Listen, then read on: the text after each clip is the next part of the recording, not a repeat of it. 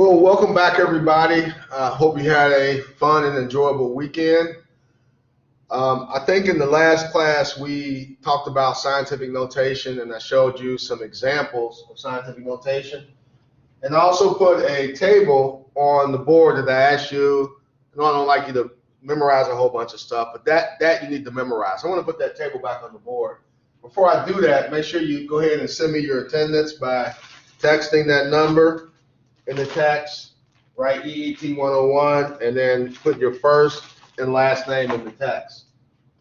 And while you're doing that, the table of metric prefixes, it was the prefix,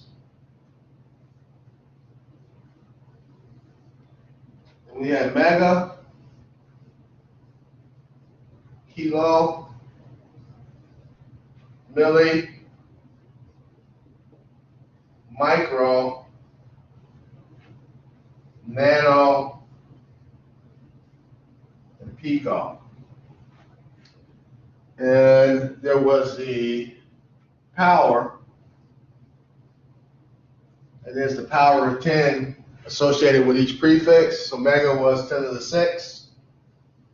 That's a million. Kilo is 10 to the 3rd. 1,000 milli is 10 to the minus 3rd. That's 1 over 1,000 or 1,000ths. And the micro is 1 billionth with the TH on it. 10 to the minus 6, 10 to the minus 9th, and 10 to the minus 12. So those are the powers I asked you to know. And then the last part of that table of metric prefixes, the symbols. Each power of 10 has a symbol associated with it. For mega, capital M. For kilo, lowercase k. Milli, lowercase m. Micro, you can use a U, but the actual correct way is like that. That's the Greek letter mu. So I want to show the mu, but you can use a U if you want. Nano, lowercase n, and pico, lowercase p. So I think I kind of left off with this table. And before we introduced the table to you, we looked at scientific notation. Well, I want to continue the discussion of ways to represent numbers. Where we say that we have a quantity,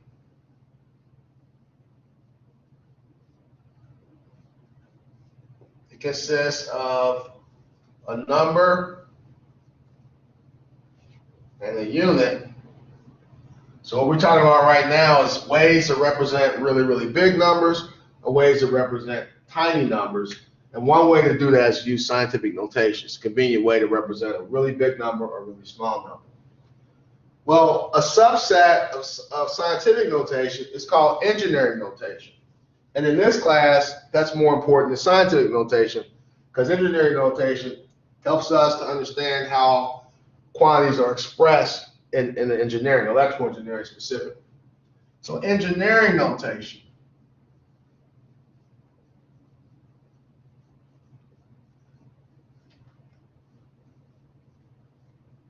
What does that look like? Well, it turns out that engineering notation, there's a couple different ways, 3 different ways you can represent a number. I can have a number that has 1 place to the left of the decimal times 10 to some power, 2 places to the left of the decimal times 10 to some power, or 3 places to the left of the decimal times 10 to some power. So with scientific notation, you can only have 1 place to the left of the decimal point, and that number to the left had to be, it can't be a 0, it had to be digits or symbols 1 through 9. With engineering notation, you can have 1 place to the left, 2 places to the left of the decimal, or 3 places to the left. And if you're wondering, well, okay, what determines whether you have 1, 2, or 3 places to the left? The second part. The second part of engineering notation, not only do you want to have 1, 2, or 3 places to the left of the decimal, but the power also has to be a multiple of 3. the power has to be a multiple of 3. So getting that power to be a multiple of 3 determines whether you're going to have one place to the left, 2 places to the left, or 3 places to the left. So let me give you an example. Now, when we deal with engineering notation, we want to talk specifically about quantities, not just numbers. Like with scientific notation, I think we took 93 million. I think that's the number we used. So I gave you 93 million. I said that was the distance between the Earth and the Sun. 93 million miles, whatever. So I gave you the number, 93 million. And I said, all right, put that in scientific notation. You said, okay. What I'll do is I'll locate my decimal point. Then I'll move that decimal over to the left, count how many places I move it, stop when I have one place to the left of the decimal. That's not a 0. So I go 1, 2, 3, 4, 5, 6, 7. So you wrote that as 9.3 times 10 to the 7, and that would be correct for scientific notation. When we deal with engineering notation, we have to refer to a physical quantity. So what I got to do is I got to put a unit. I can't just have 93 million. I got to put units on it. So I want to put units on it. So I'm going to say one quantity we're going to use in this class is called voltage. I'm going to say that we got 93 million volts of electricity, 93 million volts. So I'm going to put a capital V. That's the unit for voltage, capital V. Now, in scientific notation, you might think, well, that's this first form. I got one place to the left of the decimal, and I don't have a 0, it's a 9. So that looked like, that scientific notation kind of looks like that first form. But remember what I said about the power. The power has to be a multiple of 3. And that's not what I have here. The power is a multiple of 7. So this is correct for scientific notation, but it's incorrect for engineering notation because although I have one place to the left of the decimal, that's the 9, I do not have the power as a multiple of 3. 7 is not a multiple of 3. So to get this right, what I got to do is I actually got to back this up 1.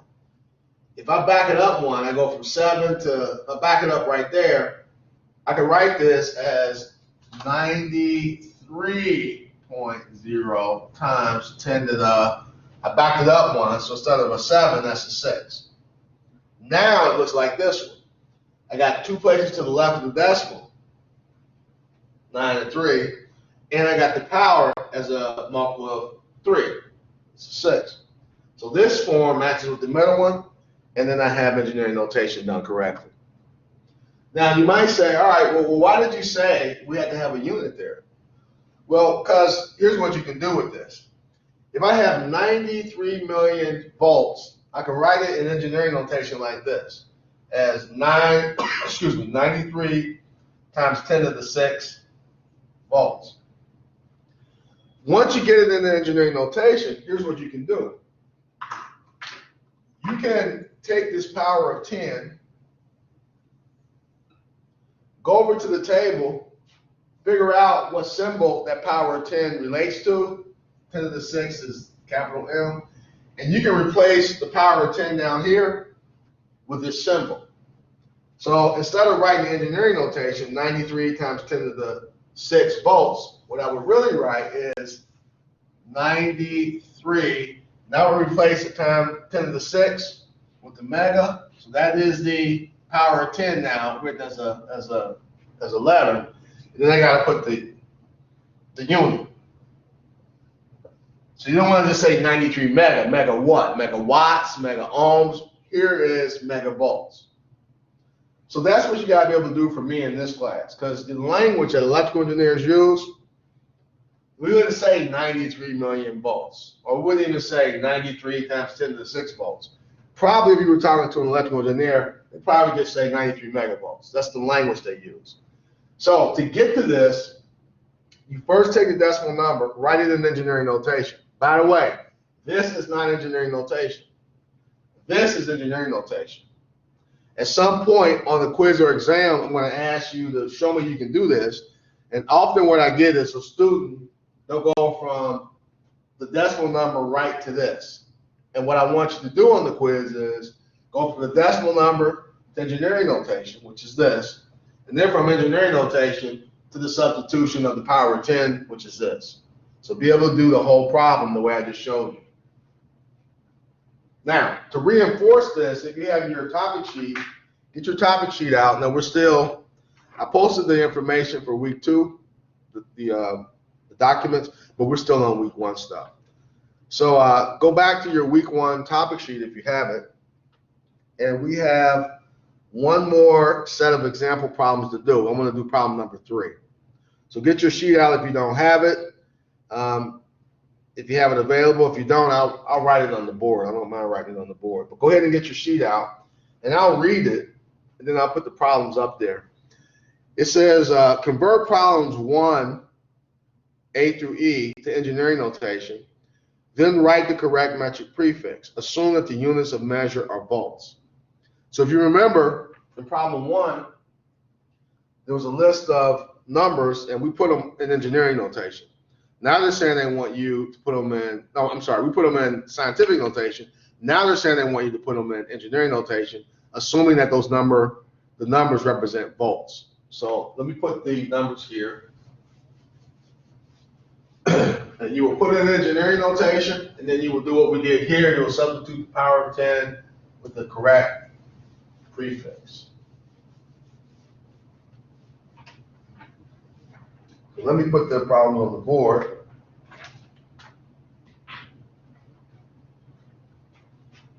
So we had 56,000, but now they're calling it 56,000 volts. So 56,000 volts.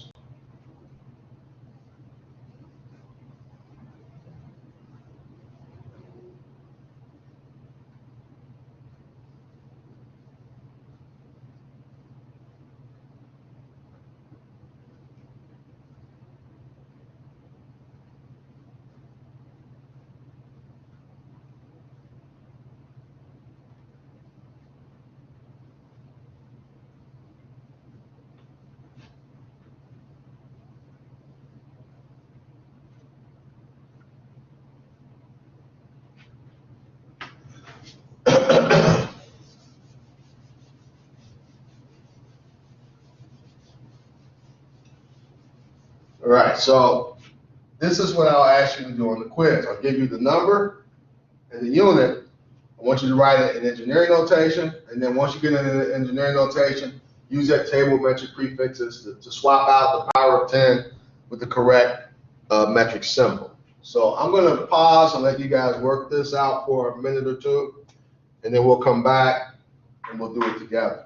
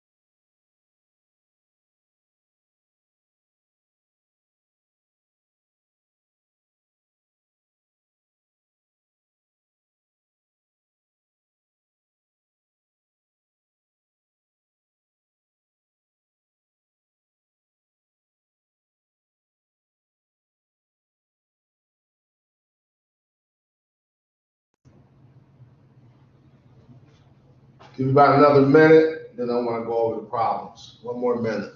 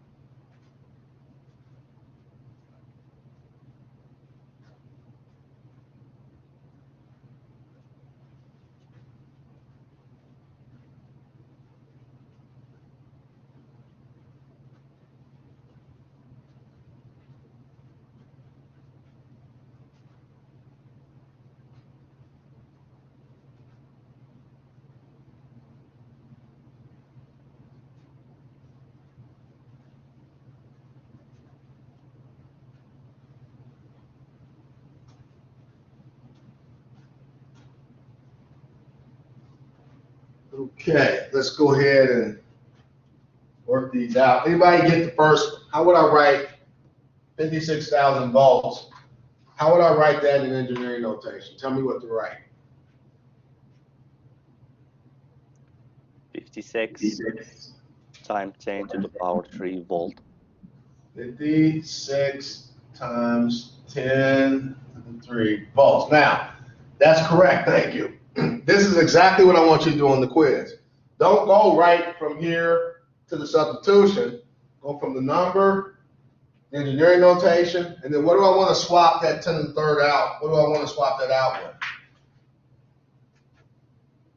with? 56 what? 56 kilovolt. Kilovolt. So you write it like that. Lowercase k, upper V, uppercase V. This is the way an engineer would refer. They probably wouldn't say 56,000 volts. I mean, they might or may not. This is 56 kilovolts. This is the way you probably would hear that expressed. So whoever answered that, you did a perfect job. What about this next one? What about the engineering notation for that one?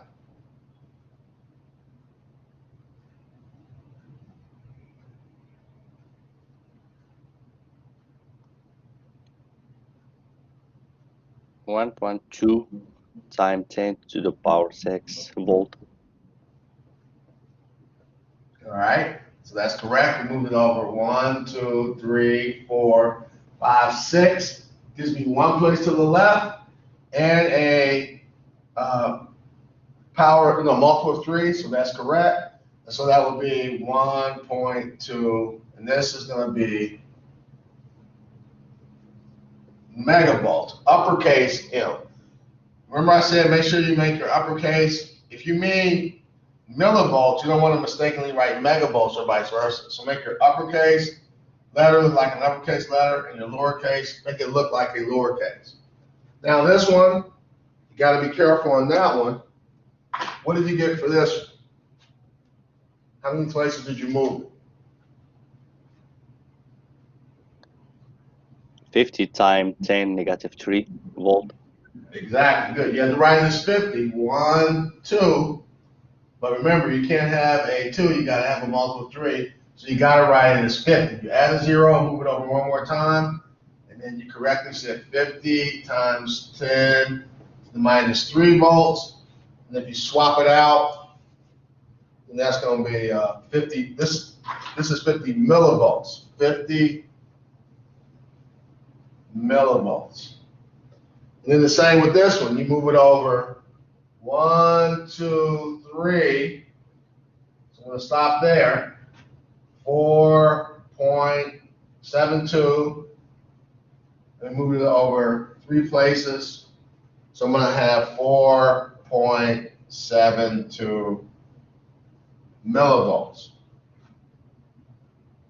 And how about this last one? Help me with the last one. There's a lot of zeros there. How many places? It's 56 times 10 to the negative 12. All right, I think that's what I got. So that would be volts, which would be 56 picovolts. It's a tiny, tiny, tiny, tiny voltage. Okay? So that's what you got to be able to do. Anybody have any questions on engineering notation?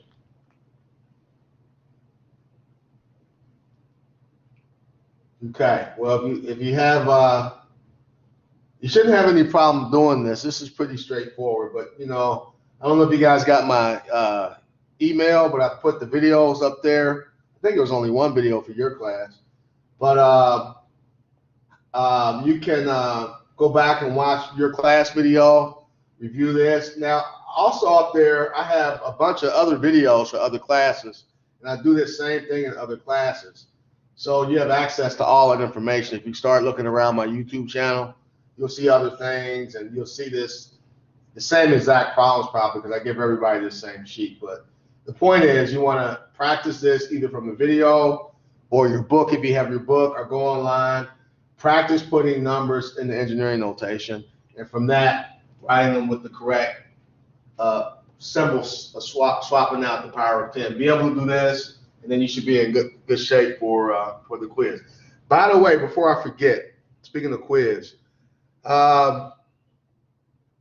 so normally you meet for lab tomorrow. Now, we didn't meet for lab last Tuesday because, number one, it was the first day of the semester. Well, I don't know. Well, we missed the first day of the semester. I think for you it was the first day of the semester because Monday was a holiday. But anyway, the point I'm getting at is that we're not going to meet for lab tomorrow. What I've been waiting for the numbers to turn around, the COVID numbers, and I believe I didn't check, but I think the department chair here told me that they're starting to drop off, which is a good sign. So we'll look at having meeting for the first time face-to-face on Tuesday. We'll look at that happening next Tuesday. I'll let you know for sure, but it won't be tomorrow. So what I'm going to do tomorrow is I gave you lab 1, which was I think you had to get your meter and you had to watch a video and write a summary. And you want to make sure you go ahead and do that. I don't know what I have the due date set for. Hopefully it's not tomorrow. I'll have to adjust the time if it is. But I'm going to do the same thing for lab 2. I'll give you something you can do at home using, I'll figure out what it is. I haven't decided exactly what it'll be. But we don't have to meet for lab tomorrow. We'll look at meeting 1 week from tomorrow. I'll check the numbers again, and I believe they're headed down. As long as they're continuing to go down, I feel a little bit better about getting together. But we'll see. We'll look at it and see. If we don't meet next week, then we'll see if things are dropping. Then we can, the next week or two, we'll definitely start meeting face to face. Now, having said that, what I wanted you to do was to hand your homework in when you come in for lab. So if you look at homework 1, it's actually due tomorrow. But if we're not meeting tomorrow, you can't hand it in tomorrow. So ignore the due date on it. I mean, go ahead and do it. Hopefully you've already done it. Don't wait till the last minute to do the homework. But what I'm going to do, go ahead and do it, get it done, get it out the way, put it in your folder, and then when you come in next Tuesday or whenever we start meeting face-to-face, you'll bring that in. So you don't have to worry about turning anything in online or anything like that. Now, there is an assignment that's due, the universe assignment. If you haven't looked, you want to look in the homework folder. There's an assignment, how big is the universe? That is something you'll submit online. You got to watch a video and write something about the video. So look at that. So no lab tomorrow. I shouldn't say no lab. No face-to-face lab tomorrow. I'll give you something to work on for lab tomorrow. But no face-to-face lab. So you don't have to come in tomorrow. And the homework, the first homework, which I believe is the due date is tomorrow, go ahead and do it as if you were turning it in tomorrow, but just hand it in whenever we meet face-to-face. Okay? So I wanted to say that before I forget.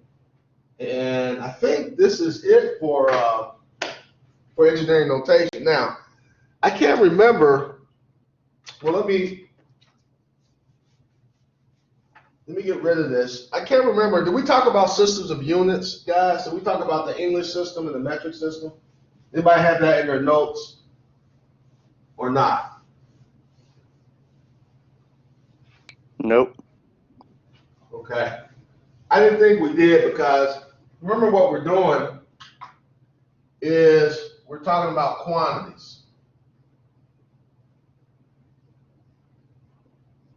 How do you represent a physical quantity? And to do that, it takes two pieces of information, numbers or magnitude plus a unit. And if we have a really, really big number or really, really small number, we can represent this either in scientific notation or engineering notation. So I didn't think we talked about units because usually I talk about that, systems of units, after we talked about numbers. But on one of my classes, I think I taught this like 3 or 4 times to different classes. I think I skipped ahead and talked about units. And I didn't want to do it twice if I'd already done it for you. So we'll go ahead and we'll talk about units. And in talking about units, there's 2 systems of units that we use in engineering and science. I want to put those on the board. The name. So systems of units is what I'm talking about. Systems of units. Now, there's many, many systems of units around in the world, but there's 2 main ones we use in science and engineering. We use the English system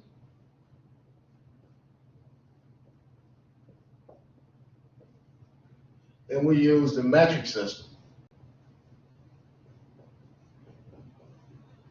Now, the English system was mainly used in the United States, maybe a few other places. It's not used in England like you might think, mainly the United States. The rest of the world pretty much uses the metric system. So I want to say just a little bit about this since we live in the United States, but the rest of the world uses the metric system, and scientists and engineers also use the metric system. They kind of use sometimes units from the English system, but for the most part, they want to express stuff using the metric system. So now the metric system actually has 3 subsystems. So we can break this down further into the CGS subsystem. C, G as in girl, S. Then there is the MKS subsystem. And then finally there is the SI subsystem. So for the English subsystem, we just got 1, just the English system. But the metric, I can have 3 subsystems, CGS, MKS, and SI. We'll talk about why we have 3 here in just a second. Now what I want to talk about in defining these units, I want to talk about, I want to explain these using the concept of, let me think, length, mass, and time. I'm going to look at what are the fundamental units in each system or subsystem for measuring length, mass, or time. So I'm going to put length, L for length, capital M for mass, and capital T for time. And we're going to list out what the standard units are in each system or subsystem. Now, let's make sure we understand what we mean by length. I think people know what we mean by length, like maybe the distance between 2 points or how tall or how wide something is. Mass can be kind of confusing. I asked this question, I think, to a class Friday, and they said mass is how much does something weigh? And that's not really true. Mass is related to weight. I should say weight is related to mass, but it's really not how much something weighs, because mass is the amount of matter you have in the substance. How much matter do you have? Weight is how hard a planet or some celestial body is pulling down on whatever amount of matter you have. So what I'm saying is weight depends on gravity, mass does not. Your mass is the same no matter where you go in the whole universe. Your weight, it depends on where you are. If you're on Earth, you're going to weigh one thing. You go to Mars, you're going to be heavier because Mars, the planet, is bigger. It pulls down on you harder. You go to the moon, you'll be a lot lighter because the moon is way smaller than the Earth. It pulls down on you less with less gravitational forces. So in science and engineering, we tend to like to use things that don't change. So instead of using weight, we use mass. So over at the table, what is the standard unit for length in the English system? Well, it turns out to be something called the foot. The foot, FT. And I think everybody knows that, you can break it down even more. I can go to inches. 12 inches is in 1 foot. I can get bigger. I can talk about yards. 3 feet is in 1 yard, or 1 yard is 36 inches, that kind of thing. But the standard unit for length is the foot. Now for mass, some of you might be METs. If you're MET, and you took thermodynamics, they told you there was a pound force and a pound mass. I think I took thermodynamics from an engineer, and they define mass as a pound with a lowercase m, but that's not the standard unit for mass. The standard unit in the English system is not the pound mass like they teach you in thermodynamics.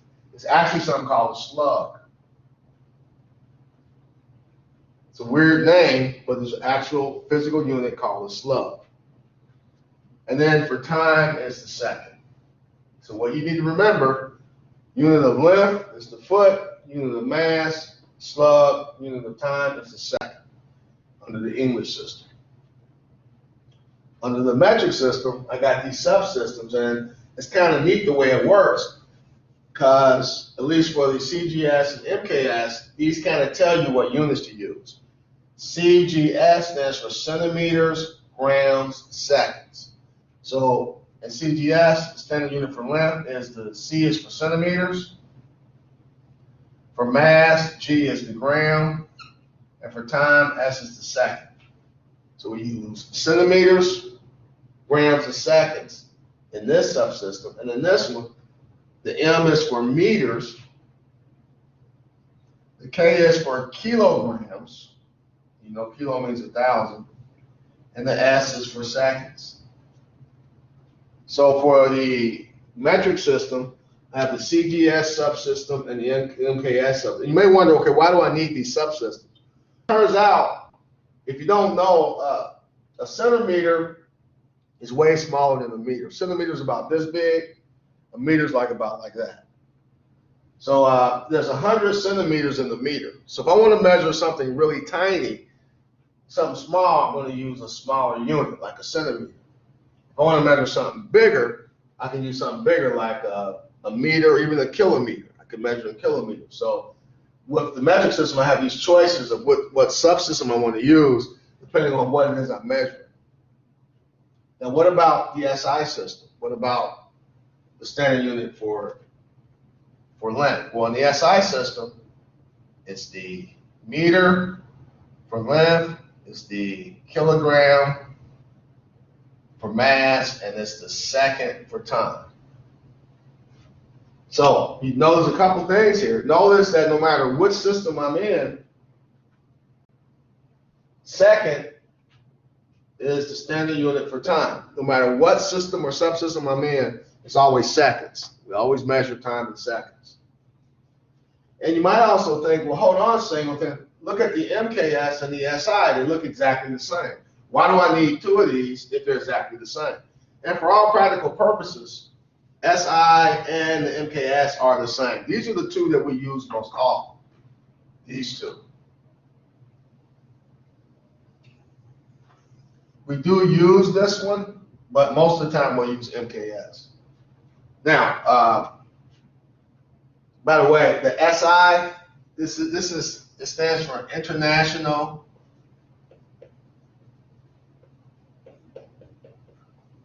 System of Units. And you might think to yourself, well, okay, if it's the International System of Units, why is it not IS? Why is it SI?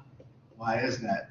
And the reason is, I think this is the French version of this, is Système International in French, and they reverse it in the French language. They reversed it to. Some of you might speak French. You might know that they'll reverse it to, instead of international system, they call it Système International. So that's why it's SI. But again, it looked exactly the same, MKS and SI. It turns out that they are slightly different. If I add another physical quantity, instead of just length, mass, and time, they differ when we talk about temperature. Temperature. So if I add temperature to the mix, I don't know if you can see this in the camera because I'm writing so low on the board. If I add temperature to the mix, then in the English system, we use something called degrees Fahrenheit. So this would be degrees Fahrenheit. It's usually the way we record the temperature. In both the CGS and the MKS, it's degrees Celsius. So we got the Fahrenheit scale and the Celsius scale. English, Fahrenheit, metric, CGS, MKS, we have degrees Celsius. Now in the SI system, there is no degrees. There's this absolute scale called the Kelvin scale. So we use a capital K. That's for kelvins. Kelvins. So if you had chemistry, you probably know all about kelvins. But the point is here, pretty much the MKS and the SI are the same. They only differ here. The main difference is in when you measure temperature, we use this absolute scale, the Kelvin scale for SI, and we use Celsius if I'm in MKS. So I don't really care. We really don't refer a whole lot to temperature in here. So for us in here, you can consider MKS and SI to be exactly the same. Strictly speaking, they're not, but we can consider them to be exactly the same. So if I want to represent a physical quantity, I got to have both a number and a unit. If my number is really, really small or really, really big, I don't want to write the number and the unit with all the decimal points and zeros in there. So I'll represent it in either scientific notation or engineering notation. If I have a number in engineering notation, I'm able to swap out the power of 10 and put in the symbol that power of 10 represents. And when I'm speaking about the physical quantity, it makes it easier to speak about. I'm talking about megavolts instead of saying millions of volts. So that's what we've gotten to so far. Any questions over systems of units, my table, or anything I said so far? Any questions or comments?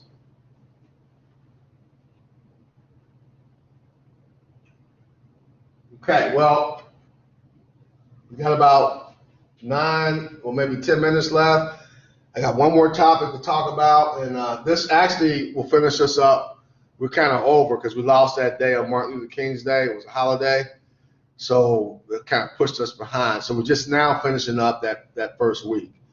Next time we get together on Wednesday, we'll start the chapter 2 stuff, which is already on Blackboard. So feel free to go and look at that stuff and start getting into it, reading about it, and we'll talk about that on Wednesday. The last thing I want to talk about are measured numbers. Let's talk about measured numbers.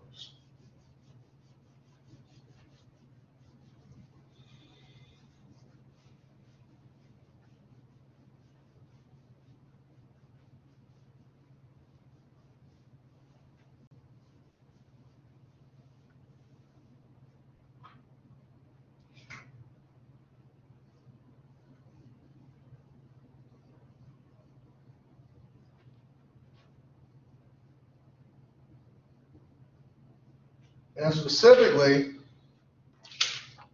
I want to talk about some call it significant digit. I want to talk about error. I want to talk about accuracy. And then I want to talk about precision. So we'll talk about these 4 concepts, and of the 4, I really want to make sure you understand these 2 right here. we'll spend some time figuring out a way to make sure we understand these two terms. These two terms, accuracy and precision, lay people use these to mean the same thing. They interchange these, they think they mean the same thing, but they have very specific meaning in science and engineering. So I want you to, from a scientific point of view, I want to talk about this. Not a mathematical point of view. I mean, we can get talk about a lot mathematically. I'm just talking about, just thinking about it scientifically. What do we mean in the simplest form? What do we mean by accuracy? What do we mean by precision? That'll be the takeaway. Well, let's start the conversation by talking about what do we mean by a measured number? What is a measured number? And a measured number is any quantity, any number we get by using some kind of instrument. So what are some of the instruments we use to measure? I want to measure the length of something. I might use a tape measure or a ruler to be a measured number. If I want to see how much something weighs, I could use a scale or a balance beam. You're going to use a meter. I asked you to get your digital multimeters to purchase those. If you're going to use a meter to measure the voltage or current or resistance of something, you can read it from the meter. There's many, many instruments we use to make measurements in science and engineering. So a measured number is a number you get by using some instrument to get that number, to get that measurement. Now, I want to talk about significant digit, and I want to talk about error. So let's talk about error first, because I think that's the easiest. And I think we all know what that term means, error. Not scientifically, but just kind of in general. If you made an error, you think, well, I made a mistake. There's something wrong with my answer. So error is exactly what you think it is. It's something other than what a value is supposed to be. So if you get something other than what a value is supposed to be, why did you get that answer you got? The question, the thing is that's error. And the point I want to stress is error comes from one of two places. I shouldn't say one. It comes from one of two places or maybe both. Error comes from either there's a mistake in the way you read the instrument, or it can come from the instrument itself. So let's look at both of those. I was always taught when I was a student, we would make measurements for length using the meter stick. They always told us, you know, like right here, you got this scale on here, and maybe right there it might be 0. And they always say that if you want to make a measurement, never start at the end. So if I have these markers, and I want to measure the length of the markers with my meter stick, typically you put it right there on the end. You see how many centimeters or millimeters over it goes. You can get the length of the markers.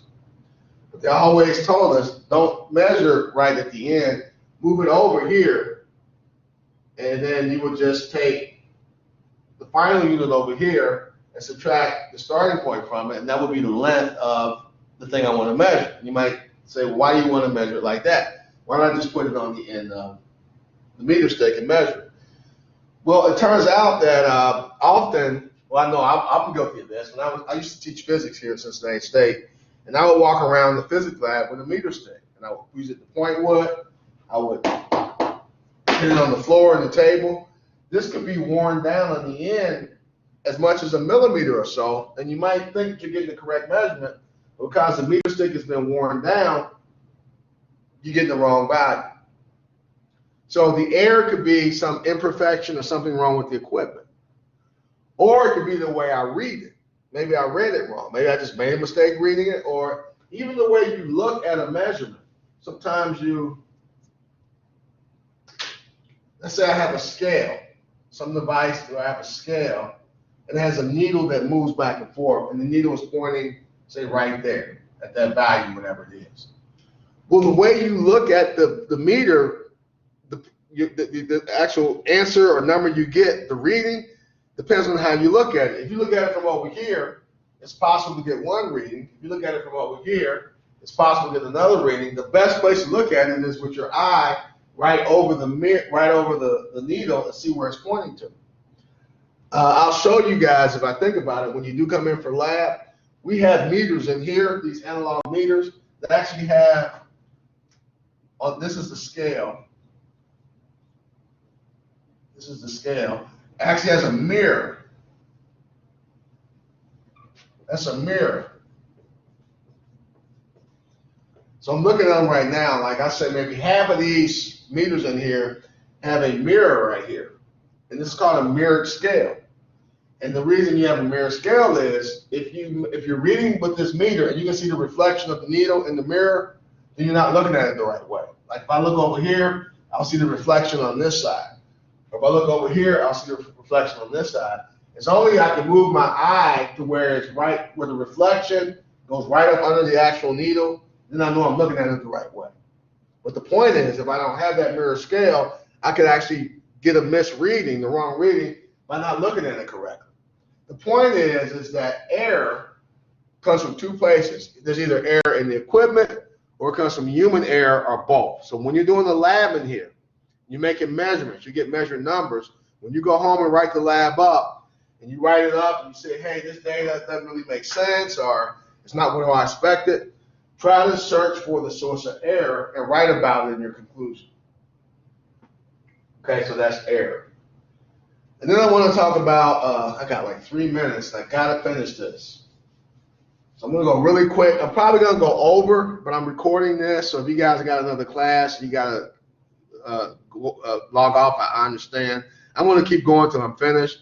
And if you do log off, just make sure you go back and watch the end of the video before our next class. And I apologize for going over. All right, so a significant digit. Now, if you had chemistry, I know they talk about sig figs, and you spend a lot of time talking about it. We can actually do a whole lecture on just significant digits. But in here is real simple. For us in this class, a significant digit is a measured number that you're sure about. I'm going to say that a second time. In this class, this one, a significant digit is the number you're sure about. In other cases, it's the number you're sure about plus a guess. But in here, it's the number you're sure about. So as an example, go back to I got some kind of measuring stick. I don't care what the units are. I'm just going to call it units. And I'll put some marks on here. So it could be inches, it could be centimeters, I don't care what the units are. And let's say you're going to measure the length of this line. I say, all right, measure the length of the line. Well, you might come in here and say, all right, this is 1 unit, 2 units, 3 units. It's like 3. And then after the 3, whatever I put after, it's a guess, right? You might guess 3.25.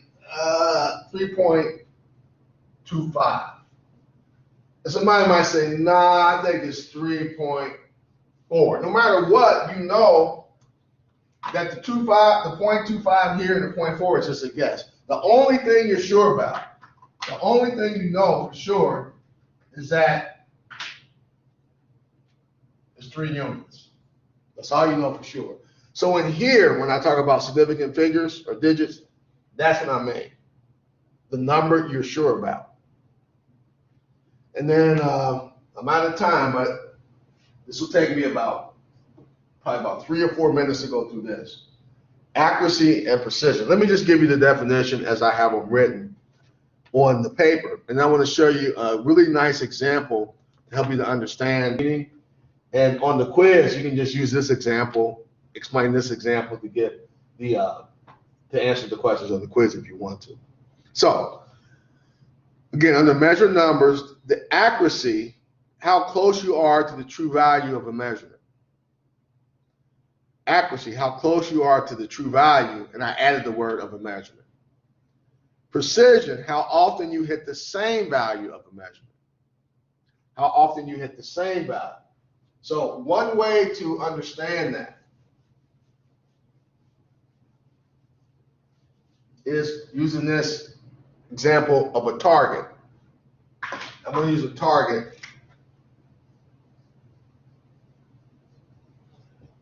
Like a bullseye, like a dartboard. So I got my bullseye right here. And I got the rings around the target. And the way this works is the bullseye represents the actual value of the measurement. Whatever the true value is, that's the bullseye. And as you go out, you're getting further and further away from the actual value. Whatever point, if I'm right here, I'm right on target. If I'm out here, I'm further away from the actual value. So what I'm going to do is we're going to talk about accuracy and precision in terms of places on the dartboard. So my definition for precision was how often you hit the same value. So let's say that we make a measurement. Let's say we're shooting arrows at this, an arrow or throwing darts. So let's say we throw a green dart and it hits right there. Then I throw a blue dart and it hits right here. Then I throw a red dart and it hits right here. And my question would be, what would you say about the person that threw the dart? And the answer would be, the person is precise, but they're not accurate. Precision is how often you hit the same value, and they hit the same value over and over again. So they're precise, but they're not accurate because they didn't hit the right value. So precision has to do with repeatability.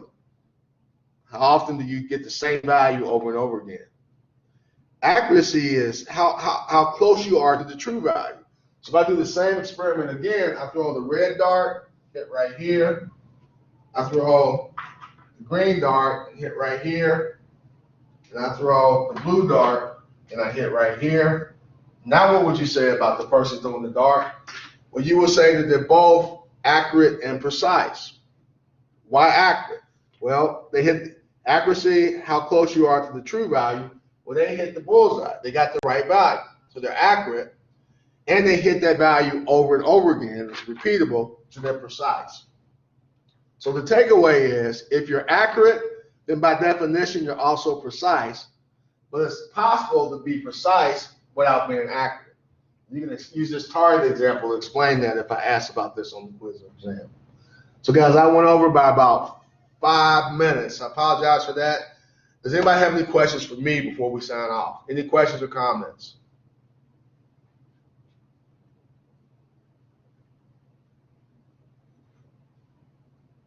Okay, well, have a great rest of the day. Please stay safe, and I will see you on Wednesday, and I'll have your lab posted, whatever that is.